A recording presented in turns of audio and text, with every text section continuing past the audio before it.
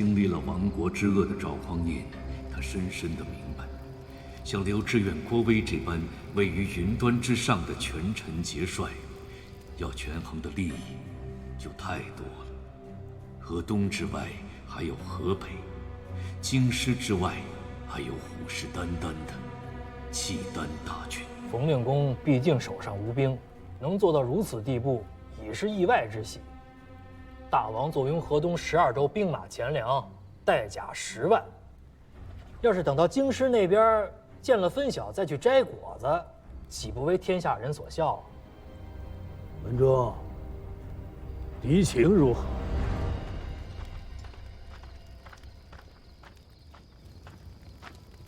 永德见过太尉。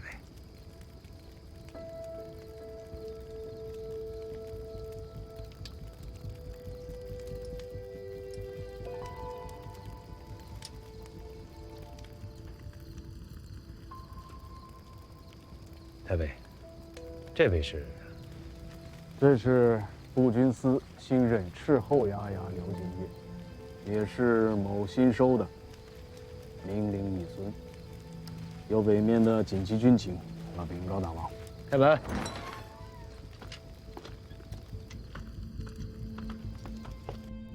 耶律闼烈不在营中，禀令公，是。你由何而知？亲耳所闻。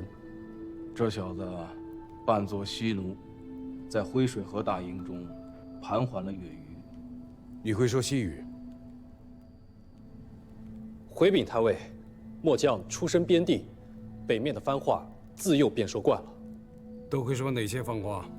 党项8部的羌语、契丹话、西语、黑山族谱，都能说些。这等人物在步兵司做番子，却是大材小用了。他是林州杨洪信长子，抚州的佘三郎拿了去做女婿的，并非寻常番子。耳听为虚，你是如何知晓真伪？末将亲眼所见，故而知道是真。你怎知来人便是上京来使？来者是萧思温本人，早先曾为使往来于林府之间，末将认得他。赏他个副都虞候。这等大功，那便是都虞也赏的呀。还不谢过大王恩典？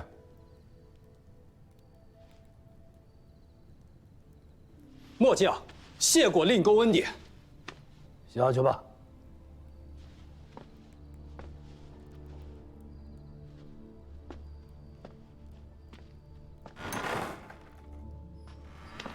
大王，大事可成了。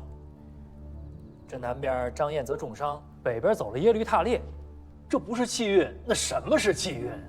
萧思温亲来回水河宣走闼烈，是上京城出了大事。能一道文书将闼烈这种重臣大将宣走的，举藩契丹国中也不过2人而已。一个如今在南面京师徘徊犹豫，那便只剩一个。契丹太后恕律师，先往京城派个人去。是官人信，向契丹主称臣。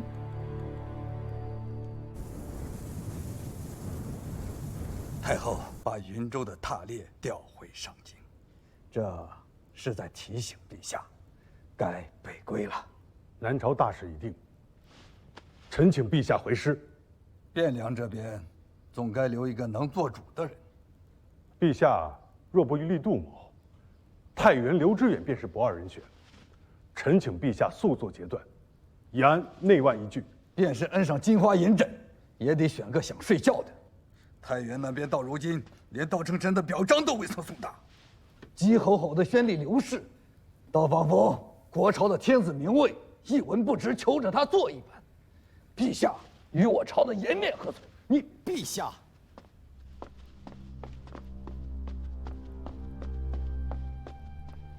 太原使节河东节度之使王俊奉北平王刘令公亲命入京，向陛下奉表称臣，在明德门外候召。王秀峰在明德门外。苏元熙、郭威没有请来。使团一行以王知事为首，未曾见苏观察和郭太尉。你下去吧。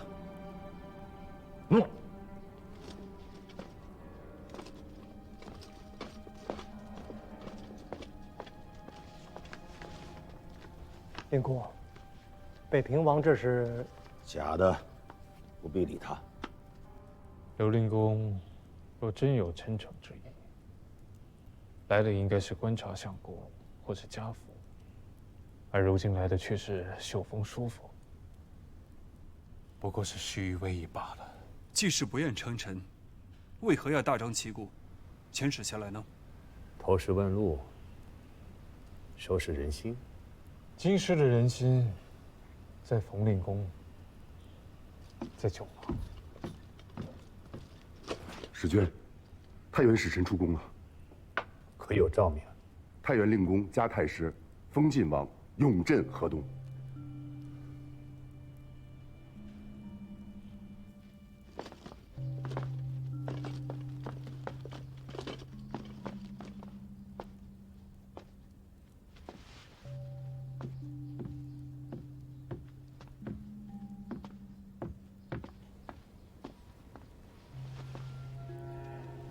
陛下，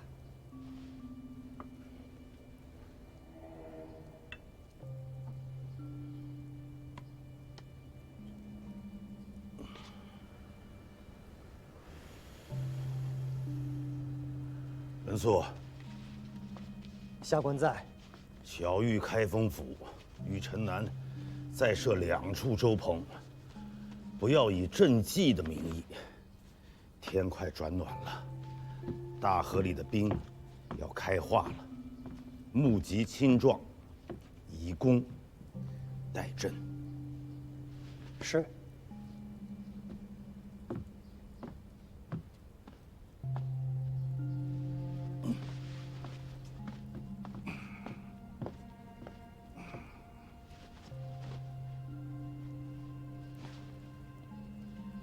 复工了。令公。陪朕走走。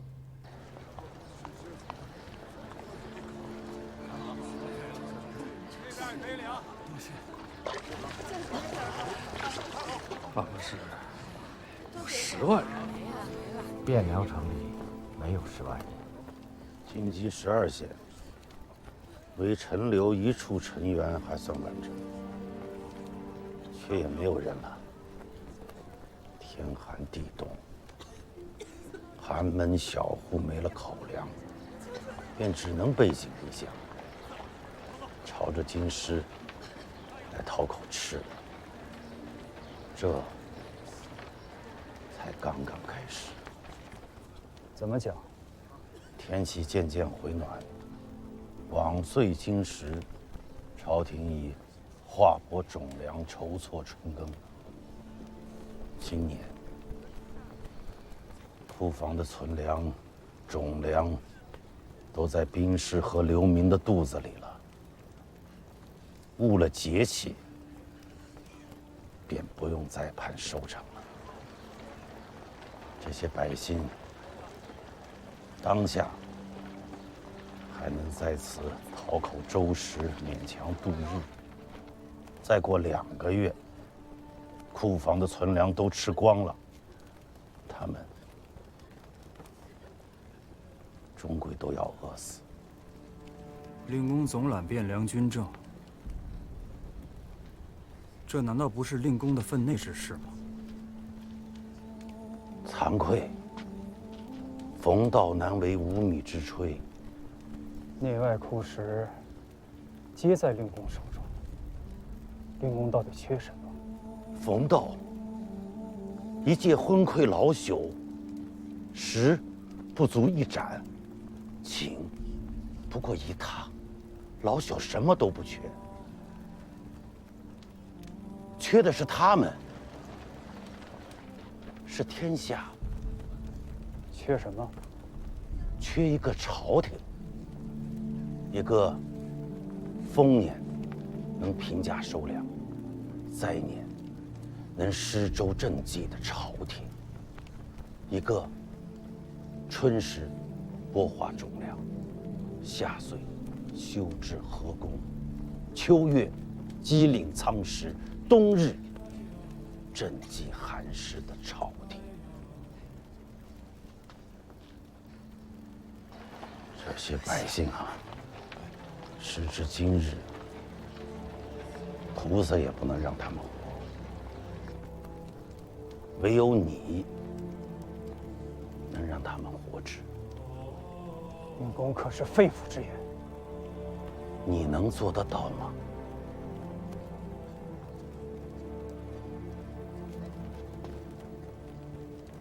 蒙尘何在？陛下，臣在。小玉宫营内外，南北各城，自即日起，大河以南，不可再打草谷。各军所需，皆要记录在案，誊表造册。上奏公帐决断。臣奉诏。令公，可否？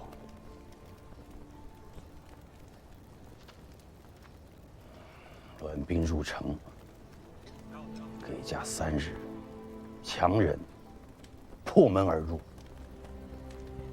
掳掠诸伯口粮，虐杀妇人孺子，一把火烧了房子，拆了院墙，搭建营寨。令公，此乃张彦泽之罪，还是朕之罪？陛下言重了，但此时你说上一句不抢了，不杀人了，就可以了吗？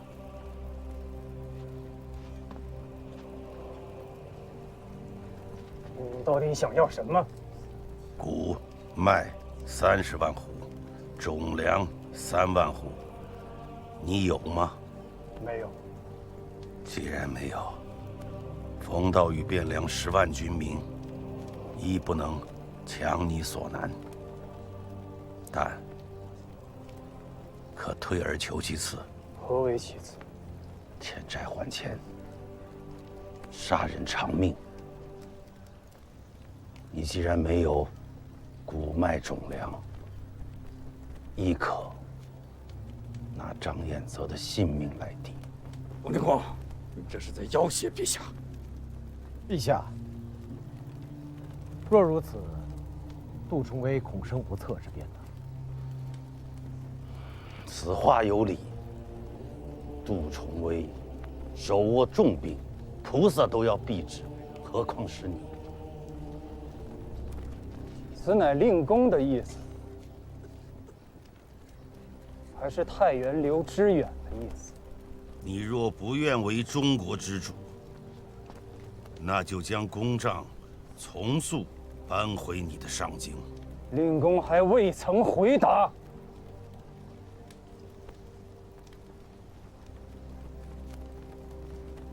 心怀天下之人，不会问这样的问题。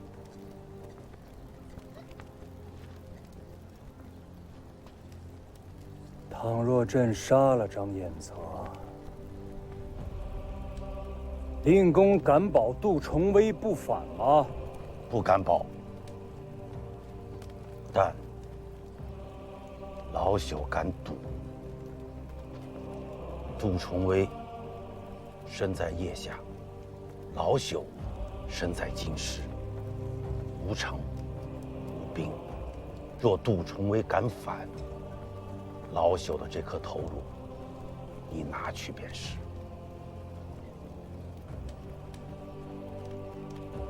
敢赌吗？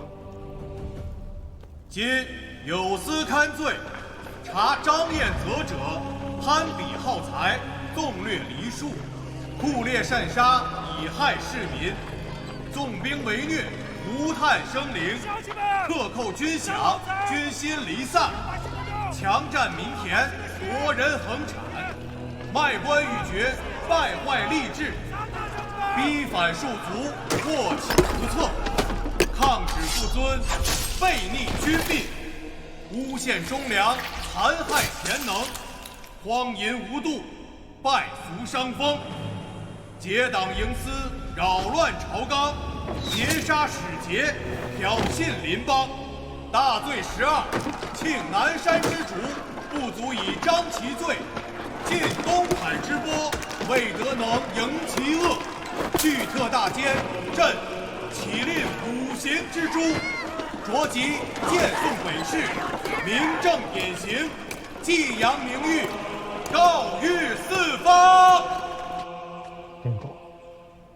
张彦泽是契丹天子颁下明诏，明正典刑，汴梁城军民皆是见证。昭昭史册之上，将来也会这样记述。可惜了钱家九郎，一腔忠勇。乱世，人命卑贱，活着比什么都好。要舍得出来吗？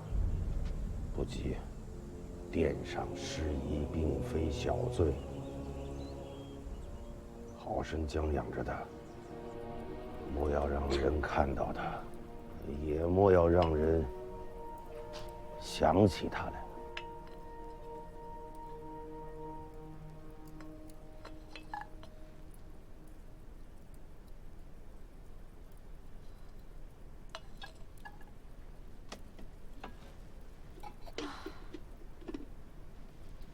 这个炭烤的真慢。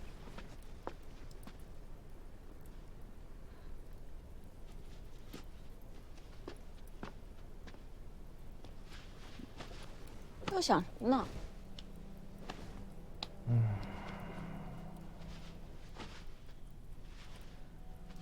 若此番有命难归，我便同你一起上岛，做个上门女婿，好不好？说什么疯话呢？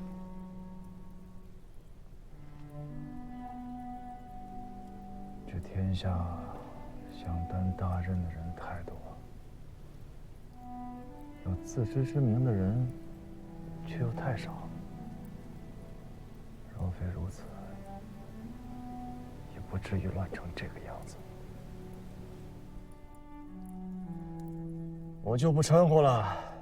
想来想去，除了黄龙岛，这天下好像没有第二个桃花源了。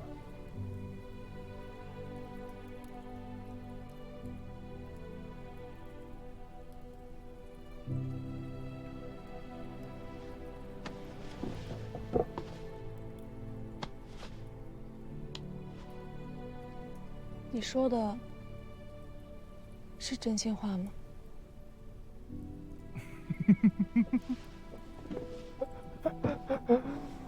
嗯。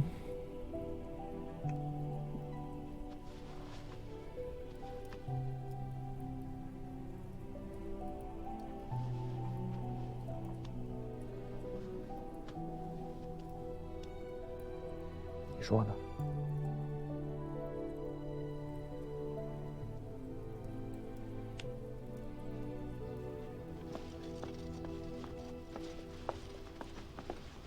李姑，李姑，太原使臣王俊求见。终于来了。不见。令公。文素，你去见一见他。王俊想见的是令公，不是下官。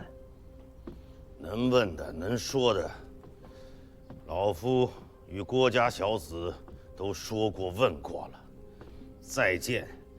也还是那几句话，不如不见。你去见他，告诉他，谷麦各30万斛，种粮3万斛，这便是老夫开出的价钱。这个天下，眼下也就值这么多了。领公3朝元老，何以无礼于斯？秀峰兄慎言。令公领袖朝堂，所思所行，非你我可智慧。令公与文肃兄今日之辱，一日王君必有所报。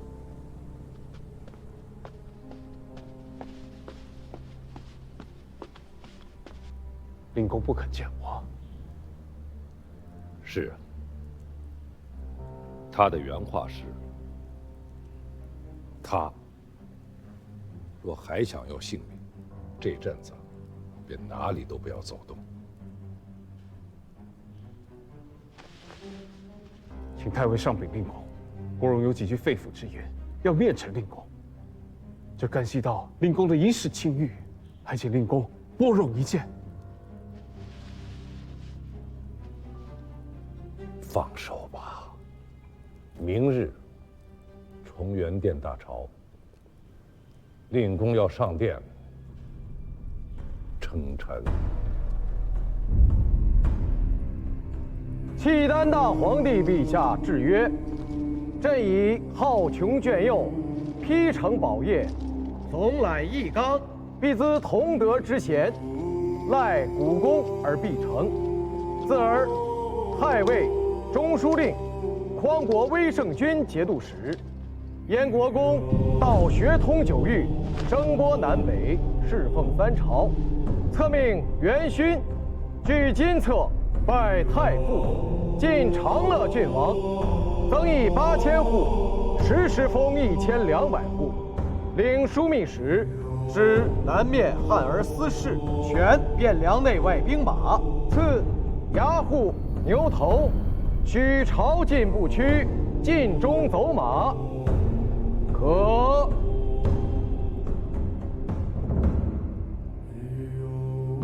臣冯道奉诏。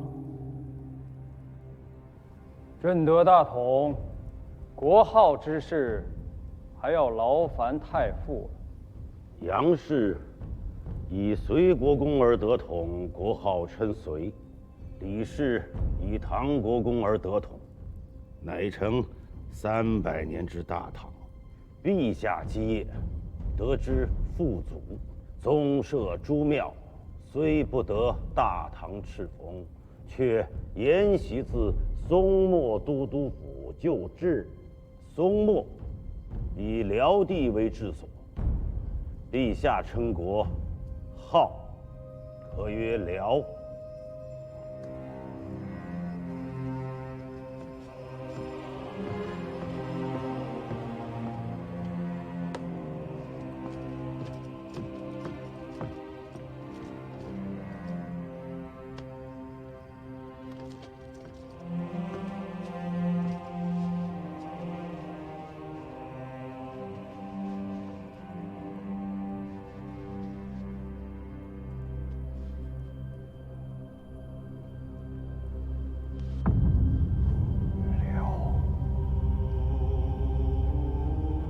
大辽，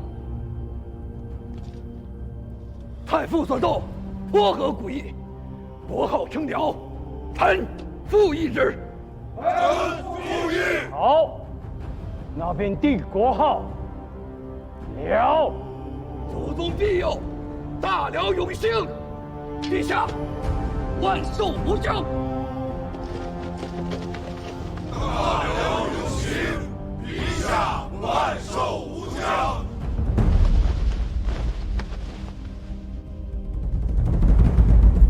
三朝元老，俯首称臣，还献上国号，真是无话可说。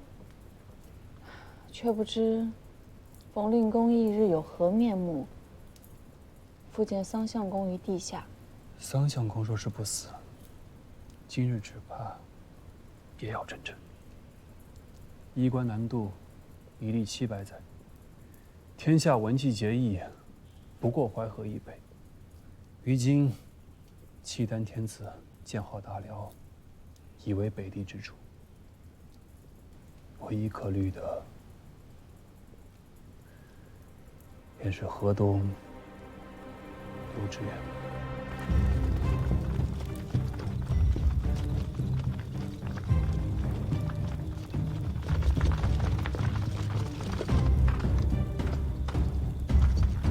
文仲，你想要做什么？当然是要做大事。大郎，末将在，去将那面道旗取下来。哦。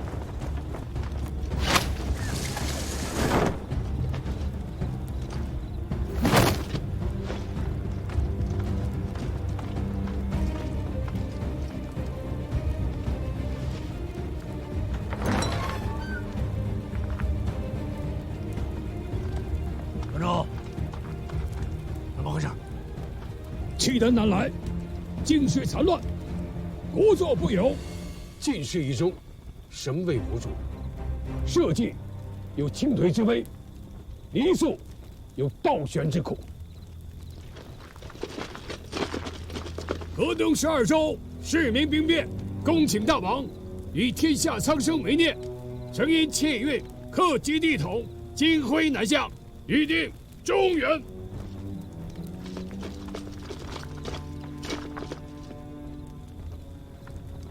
王俊回来了。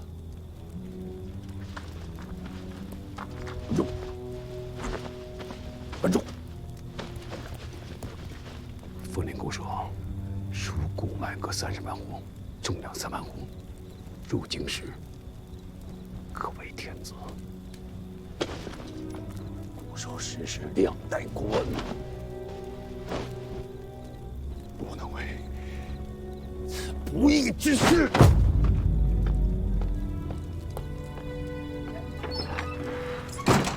河东为天下人心所系，大王却拘泥于旧情恩义，不肯入京大统。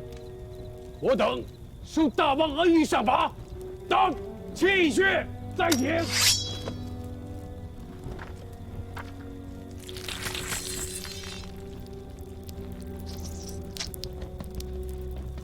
民工不出，乃上圣河。民工不出，乃上圣河。在这里喊鸡的什么用？将门破开，把大王抬出来！哟，他们干什么？哎，你们干什么？文仲，文仲，放开我！文仲，放开我！啊！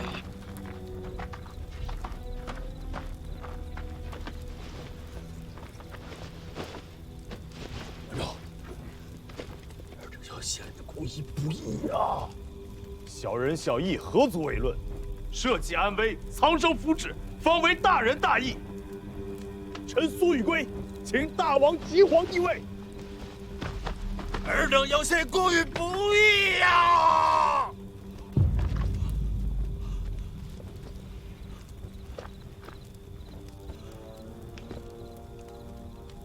请大王即皇帝位。